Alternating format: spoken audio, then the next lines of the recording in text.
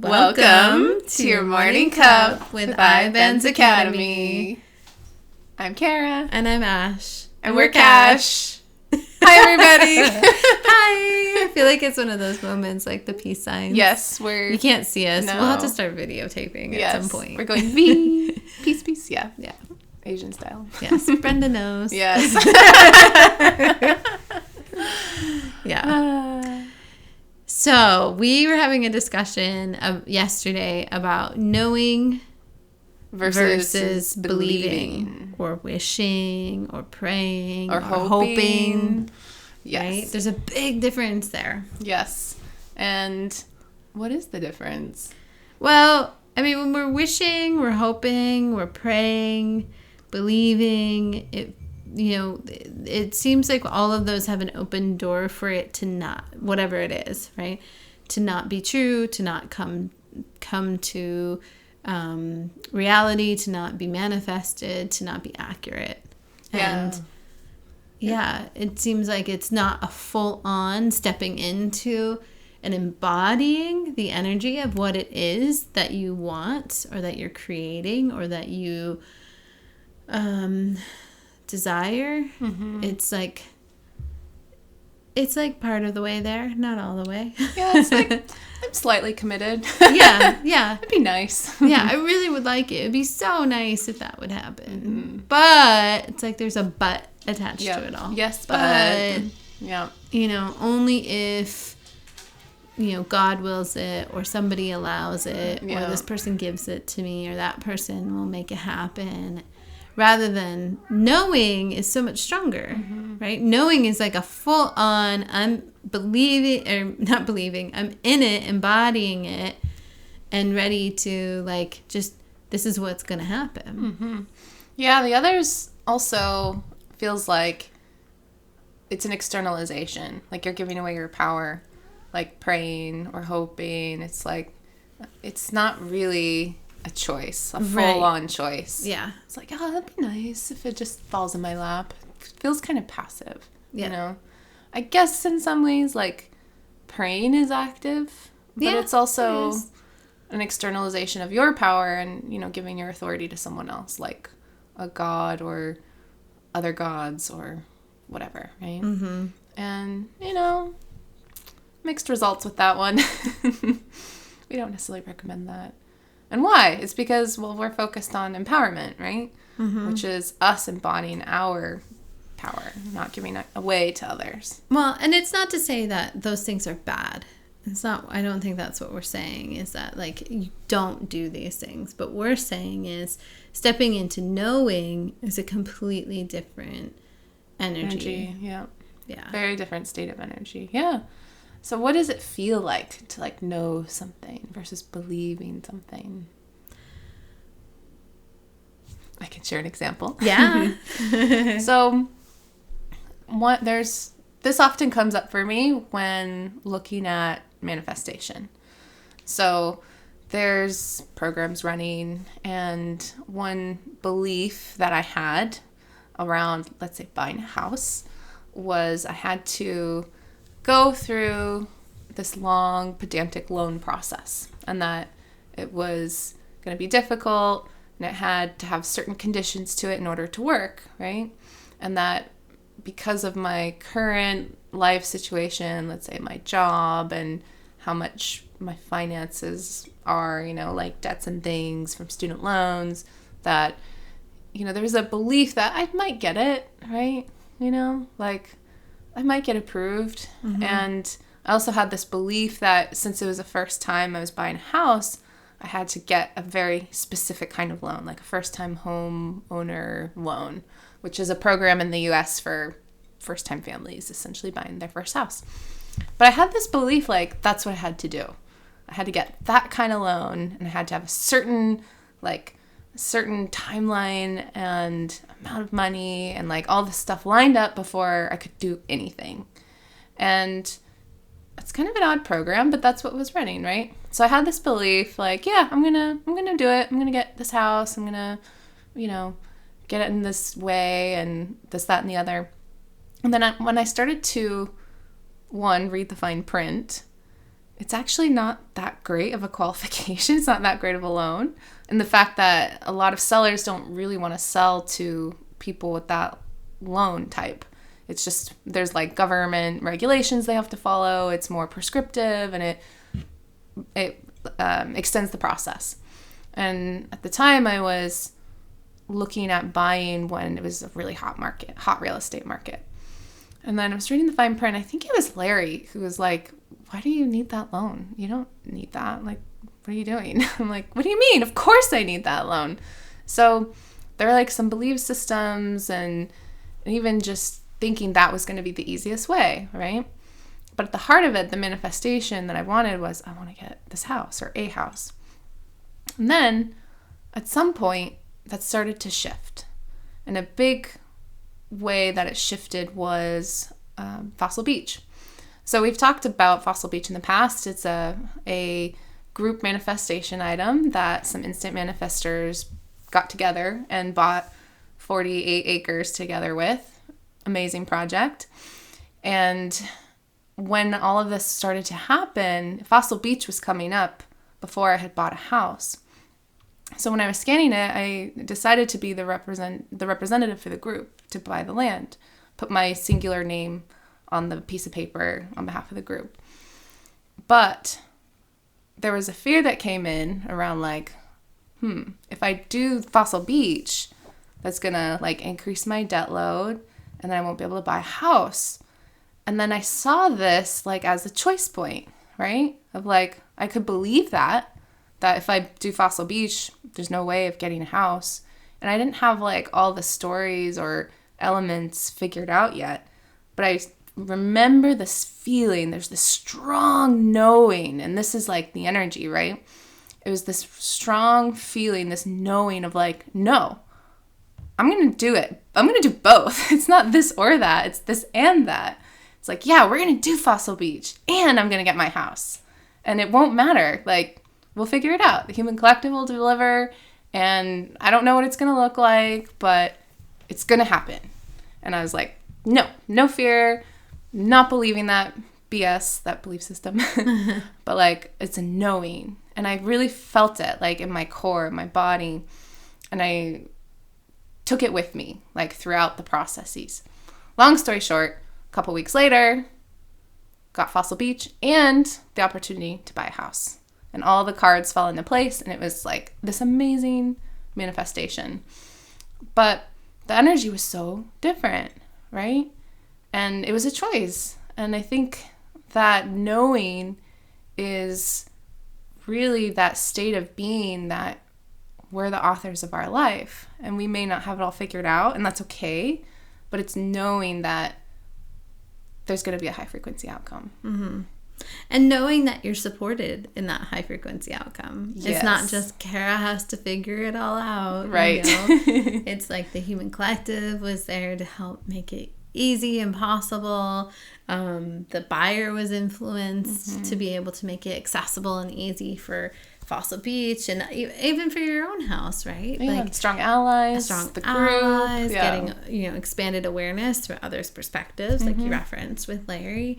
And it's knowing that we are supported in flourishing on this planet, right? Not just surviving. And I know Inelia and Larry have talked about that in their Driving to the Res podcast recently, where it's it's like moving out of that survival mode and knowing that we are provided for with ease. But who's preventing us from being provided for? It's only us. Ourselves. If it's not happening. If we don't have it, we're the only reason that it's not happening. So then in that question, I would be wondering, okay, well, how is this serving me? Right. To not have what I need right now, or to not have access to this resource, or whatever it might be, or to not be able to take this class. I really want to take this class, but I can't afford it.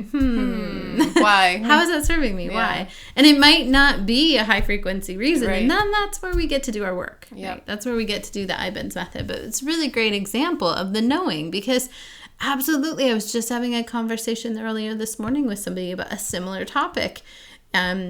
it's really easy to fall into the belief system. Oh, well, you want to protect your credit and you're in this process of buying, so don't get yourself tied up into other things, because that's the mainstream narrative. Right. And the limitation of power. Yeah. So you can't buy too can't many have things. both. No, exactly. Because this is credit system, at least in the United States, it's like, if you're trying to get a line of credit for something, then you don't want line of credit for something else at the same time, because if you do, it's like... It's too much, and there's a formula, and blah, blah, blah, blah, blah. Yeah. And, higher scores are better. Yeah. It's upside down. It doesn't make sense when you start to really piece it apart. But it's a system we're in, and, we're not fully complete of the separation through the split, mm-hmm. So... it is what it is, but it's easy to fall back into that, as we talked about a few episodes ago, that comfort and familiarity. So that belief system and that we're familiar with, and then you have to remind yourself, oh yeah, wait, no, that would be a choice. Well, it doesn't have to be that way. We're, in this example, we're instant manifestors. Exactly. We don't have to follow that limitation. Exactly. We know how to work with the nature of reality, the universe, the human collective, our allies, our co-creators, to be able to manifest what it is we desire. Yeah.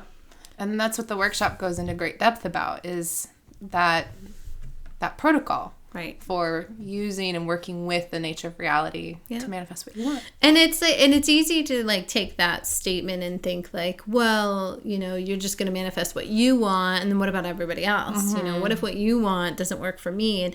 And that's why we're not going to go into the whole details of it, but that's why it's really important to make sure you have a very clear item and you do all your work ahead of time, mm-hmm.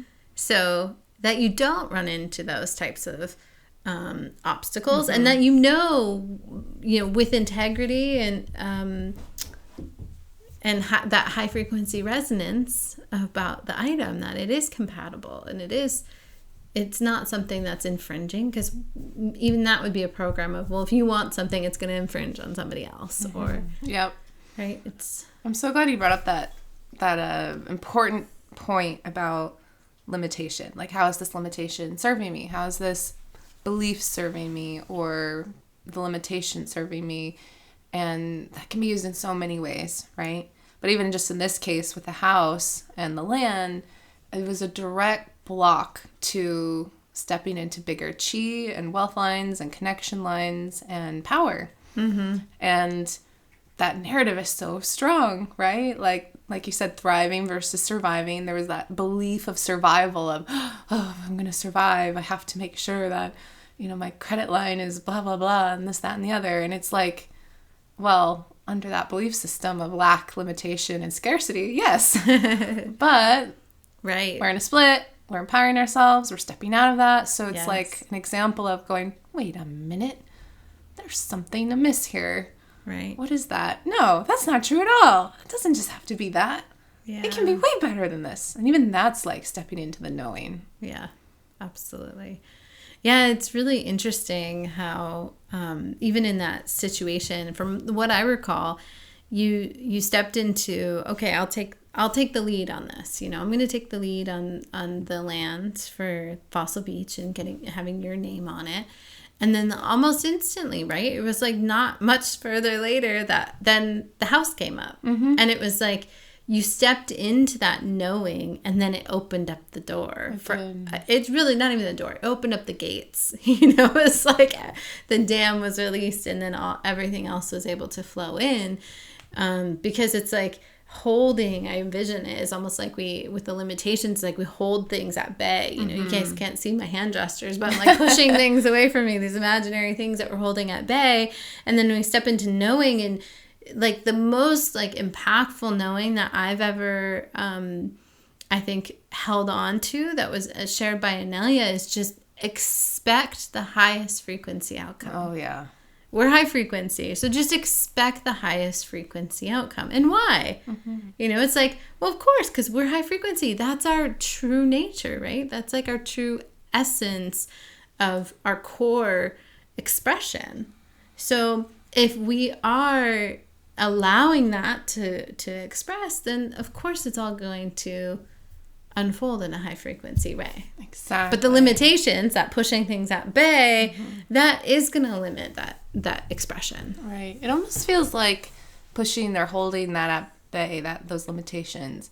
It feels related to the veil of forgetfulness. Sure. Like the fog, the separation, the disconnect, the power over others, remnants and belief systems and all these things. Because, I mean, that's really it, right? It's like the only reason why, for example, we're not billionaires is because we limit ourselves. Yeah. And we have these programs and belief systems, and, you know, Gaia and the human collective are like, we're ready.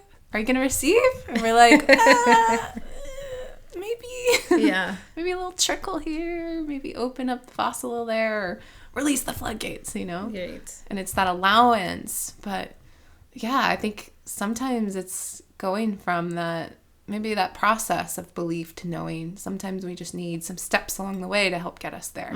Because it did not start that way, let me tell you. Oh, yeah. It's so easy to forget.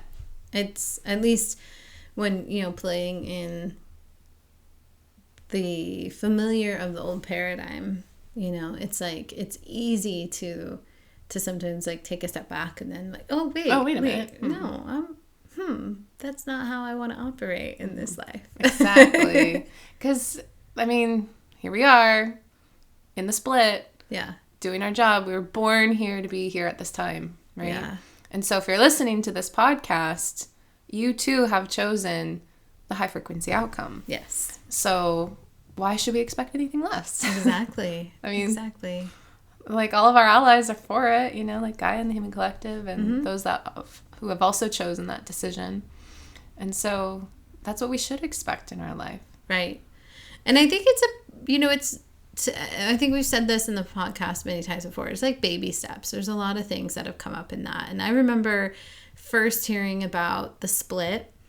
And it came from Inelia. And I remember, I think I was with my parents in Southern California, and they lived there that time, or in Northern California when they lived there. And we were reading one of Inelia's recent articles. I don't even remember what it was at this point. It's like, welcome to Earth, it's the split, or something like Splitting that. of the world?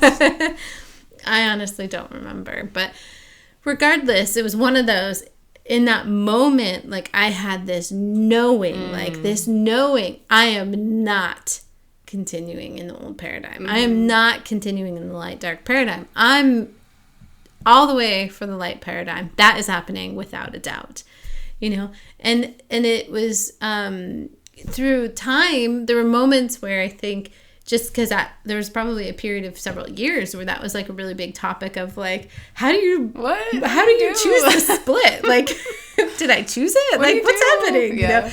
You know? And now it's funny, on the other side of it, you're like, oh, well, yeah. That was the choice. That was the choice, yeah. You know, and it's through embodying it, right? Right. It's and knowing and just being it. That's what it's about. You know, it's that same. So with the knowing, it's like that same kind of energy where it's like knowing, absolutely not will I accept the light dark paradigm as my future, because it's just not, you know, there's a degree that I'm not fully split, like, you know, we're still experiencing that right now, but in process and every day it becomes more and more of embodying the new paradigm, embodying the light paradigm. So yeah, it's just that knowing was so strong and felt like it's like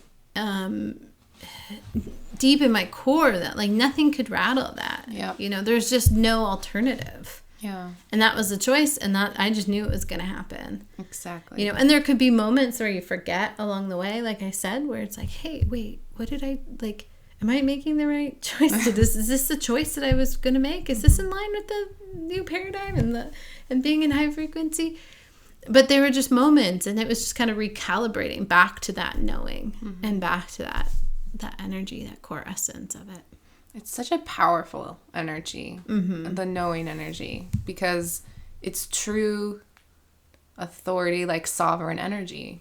It's like, it's power, and it's like unshakable, incorruptible. Yep. Like in that moment of, I am not choosing the dark light paradigm anymore, right? Yeah. Very similar experience too. Yeah. It's like, no, I'm done with this. I'm done with this. Yeah. It's like unshakable.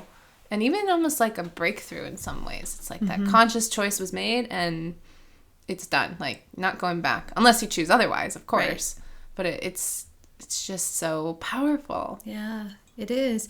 And, you know, and there's things I think that, like, can impede it, right? Impede feeling that knowing is, like, fears. Yes. Oh, no, but, like, what if I made the wrong choice? What if I didn't really choose the high-frequency paradigm? Like, I don't want to get stuck in the low-frequency paradigm. You know, I remember there was maybe an article or a talk Inelia had years ago, and she's like, well, you know, somebody asked about that. Did I make the right choice? And it was like, what if you find yourself in, you know, in the split and you're in the low frequency paradigm? And she said something to the effect of like, well, you know, get off the bus and hop on a new one. You know? Right. Like, get back to the high frequency paradigm. And like, it's that simple. And but it's like having that expanded awareness to see it, to recognize it, notice like where your energy is going right now. Are you in a state of knowing? Are you in a state of maybe knowing with a little bit of fear and question and doubt? And if so, like become curious about that fear, that question and doubt, because that's where like the limitations that we talked about, that's where we can clean those up and really fully be in the knowing. Absolutely. And cleaning up those energy lines are so important and doing that will help you move into the knowing. Yep. And fear processing exercise can be used like pretty much, I want to say like universally. For everything, pretty much. Anything that you're experiencing, just replace the word fear with whatever else it is. Yeah. Feeling, the resistance, whatever. The doubt, the insecurity, the whatever it might be. And then process that. Yeah. Yeah. And listen to it, guys. If you haven't listened to the fear processing exercise in a while, actually listen to it. Do the whole thing from beginning to end. Yes. It's always good to like retouch base with it because it's really interesting how sometimes it morphs and changes when we've been doing it on our own and we aren't listening to the actual recording. It's true. Yeah. I've noticed that when I listen to the audio recording versus when I do the exercise on my own, same protocol, but my mind wanders a lot more when I do it on my own. And then sometimes I might go, oh, oops, I forgot to do the 3 deep breaths. Oops, okay, I gotta start over, you know, or whatever. And it's like, replace it with light. Yeah. And, you know, like, or fill the space with light. Exactly. Yeah. And like, it's very, very carefully designed. Right. So every step in that exercise is critical. So that's why doing the whole protocol as it's designed is important. So, you know, if you've done it 10,000 times or more, probably at a good point where you can do it without listening to it. But I don't know. I feel like I've done it 10,000 times and it's still a lot easier listening to it. Yeah. I mean, and there's times, you know, when things come up and I'm not going to like, you know, like it's 3 a.m. and I'm not going to get out of the bed and, you know, play the fear processing exercise. I might, but usually not. I just can do the process, but it's good to have the refresher. Yeah. It definitely is. Like if you're familiar with it enough and you can do it on your own, still find time to refresh because it makes a difference. And same with the firewall processing exercise. Yep. Yeah. Such a foundational tool.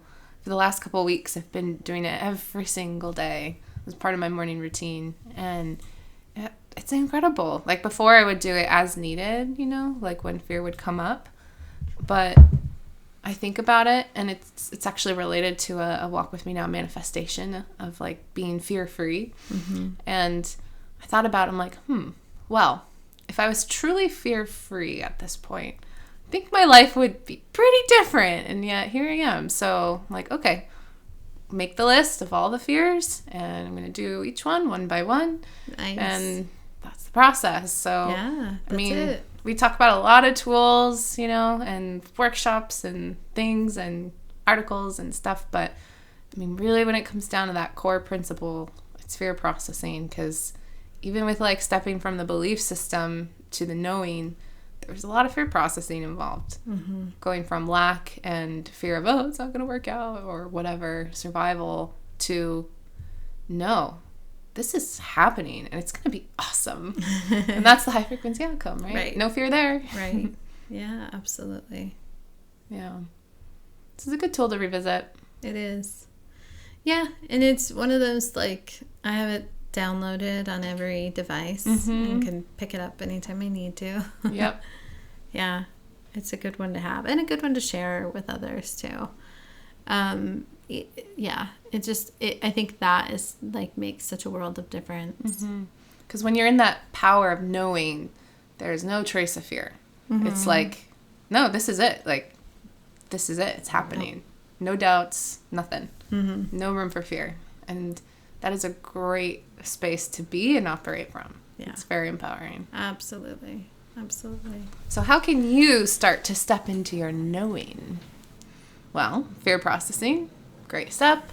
But also, take a look and see what belief systems or maybe other limitations that are keeping you at bay at the moment, and get curious about it. Yeah. And also really be aware of what you're feeding yourself, right? Right. Like, and I'm not talking just like physical body. That's important too, because of course, if you're eating, a lot of processed foods and sugars and things that are not supportive to the physical body, your cognitive functioning is going to be diminished, or impacted, right? And so that higher level of thinking and looking at things may be limited. Yeah.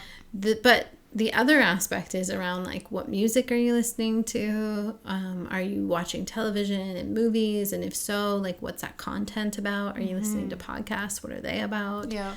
Are you reading books? What's that about? Are you, indulging in, chicken scratch talk with, like, at the water cooler at work, and although it may be like, it's just innocent for a moment, like, it's just like this conversation, no big deal, It's just a juicy little tidbit. It's fine. It's fine. But, like, over time though, those things really do seep into your psyche. They do. And I now, oh my gosh, if there's, like, physical violence or just, like, that kind of, like, really low frequency fear or aggression or things like that in something I'm watching, it's such a different experience, where before it was so normal. It was like on almost a daily basis you would see physical bodies being injured, and that was just normal, so you don't notice. And now it's just like, nope, no room for that, and just no interest. And even the music, it's like, oh no, I don't want to hear those lyrics. That's not good, because I'm thinking, like, it's programming me. I don't want that in my belief system, right? So, like, that's the other thing, is just really being aware of the intake as well. And again, bringing it back to what Larry and Inelia talked about in the Driving to the Res podcast, is like stacking the positives, right? Don't stack the negatives with watching all, like, the horror films and eating all the nasty junk things food for your body, and then not going outside, not getting clean water, and not exercising or getting time with friends, right? Physical connection. So when we don't do those, we're stacking those negatives. But what we can do is stack the positives. And really easy is, like, there's great, like, put on a great podcast like Driving to the Res or The Morning Cup, or you can listen to some high frequency music, things that can really easily just, like, transform the space and the energy. Absolutely. And it makes it a lot easier. And your focus. Yeah. Exactly. It makes it a lot easier to focus and do that work when you're stacking the positives, so that you can carve out 8 minutes to do fear processing. Yeah. Or, choose to maybe watch something else instead of, a movie that is just going to be dark and low frequency. It's funny, there's a lot of my favorite movies I can't watch anymore. Like, that's my favorite movie. Nope, I can't watch it. It's just all blood and guts. But it's so good. Nope, not anymore. But it's a conscious choice, because that's in and of itself stacking a positive. Like, choosing not to indulge in what will be. That's another knowing. Like, I know that movie is going to be no good. I'm going to come out of it feeling sad. My body's going to be slightly traumatized, and wasted 2 hours feeding the Power Brother war structure. Right. It's like, Right. Or instead, I could read this awesome book called Earth Files. Yeah. Well, and I think that's like an interesting thing I've noticed in the last few years too, is that as I've started to pull my attention and my chi, my energy, my power, right, away from or out of the low frequency paradigm, the light dark paradigm, and starting to choose consciously a high frequency expression and attention and focus for my energy and chi, then I found like there's all of a sudden all these like interesting things that I didn't even really know before. You know, like learning how to knit, or making jewelry, or power objects, or painting, or working in the garden and growing flowers, or growing, you know, vegetables, and just like connecting with community, like simple things sometimes that seem so basic, because it's like I had a belief like, oh, everybody knows how to knit or something like Not that. true. I just didn't know, you know, it's just me. Everyone else knows it.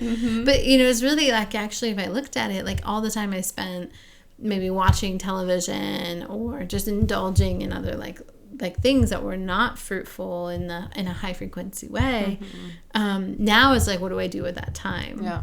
And so I guess I say that all too, because if you're looking at that, like, okay, I'm stacking my positives, like, you actually can get really busy if you get on Walk With Me Now, for one. Yes. There's, like, not a shortage of, like, Things projects to do. and study groups and things to do. And even movies to watch as like homework. Yeah, great recommendations on things, and cooking and dancing. and dancing. Yeah, all the things. And then at the same time, too, it's like, find what you enjoy and test things out, you know, and start putting your attention and energy towards that. Yep. Yeah, and something to look at maybe for the next week. Yes. Is knowing you are a high frequency being and you are here to express your true source frequency. Know that. And then find ways where you embody that knowing. Yeah. Whether it's doing your art or hanging out with your kids or going for a walk, playing with your cat, whatever it is. Yeah, totally. Like, you know when you're in that space. So make that time to express that frequency in the real world, in your day-to-day life, because that's where it starts. Yeah. And right now there's plenty of bait and opportunity to step into like lack or fear or whatever it might be. And it's like, those invitations will always be there, at least until the split's done. There's lots of stories out there that we could latch on to if we wanted and, you know, take it for a ride. But it would, you know, it's like in those moments too, it's like, that's when knowing your high frequency and what does that mean, and being in that space of embodying the knowing that's going to be the highest frequency outcome. Expecting it's going to be the highest frequency outcome. Why? Because we're high frequency. Yay! That's our core essence. That's what we are, right? Exactly. So know that. Yes. Know that and embody it. Yep. Expect it, know it, embody it. Yep. And have it expressed through you in your day-to-day life. Yeah. In whatever way that feels yummy and delicious to you. All the yummy yummies. All the yummy yummies. Yes. Yeah. That's nice. Cool. I feel like maybe we should do just like a few minutes of like, let's just embody that high frequency knowing expression of ourselves. Yes. Let's spend a few minutes. Our pure heart. Yeah. I think that's probably the best way to describe it. There you go. Tap into that high frequency source energy that is us, and we know is us. Okay. So if you're driving, and we have to say this because people have told us it's helpful when we say this. Yes. If you're driving, you can listen in. We're not going to be talking for a couple minutes, but save this stepping into pure heart for a time when you're seated and focused. Like, no closing your eyes right now. Yes, don't close your eyes if you're driving. Yeah. You can tune into the energy of it, of course, but like stay focused on the road and what you're doing. Or if you're operating heavy machinery of some sort, stop. I don't know. Yes. Stop, pull over, and or just pause for now and revisit. Pause and come back, and we'll all join in together. Because that's the beauty of time. Yes. We're not limited. Time, space. But if you're not doing that right now, then join us for 5 minutes of stepping into that knowing. Yes. That energy of pure heart. Are you going to keep track of time? Yeah, I'll do it. Okay. Cool. So get really comfy. Comfy. Yeah, comfy in your seated position. Yep. If your legs are crossed, uncross your legs. Uncross your legs. Oh, thanks. Yep. Hands can rest on your lap. You can put palms down or turn palms up. I like to place my left hand on top of my right hand. My palms are turned up, and then I bring my thumbs together. Don't ask me what mudra this is called. I don't remember. I just know the mudra. You would. Yeah. This feels natural. Mm-hmm. Yeah. Nice tall spine. And just relax the face. Relax the muscles between the brows, the forehead, the muscles around the eyes. And just settle in into our pure heart expression.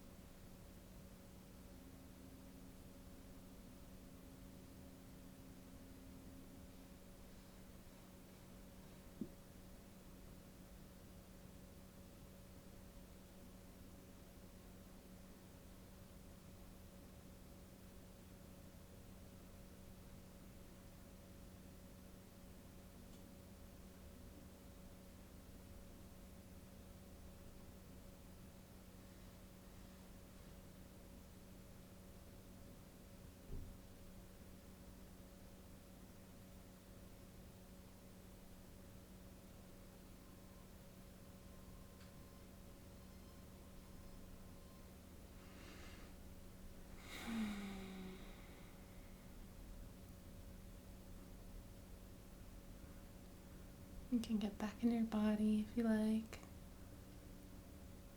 Or stay in the space of connection. Wiggle your toes and fingers.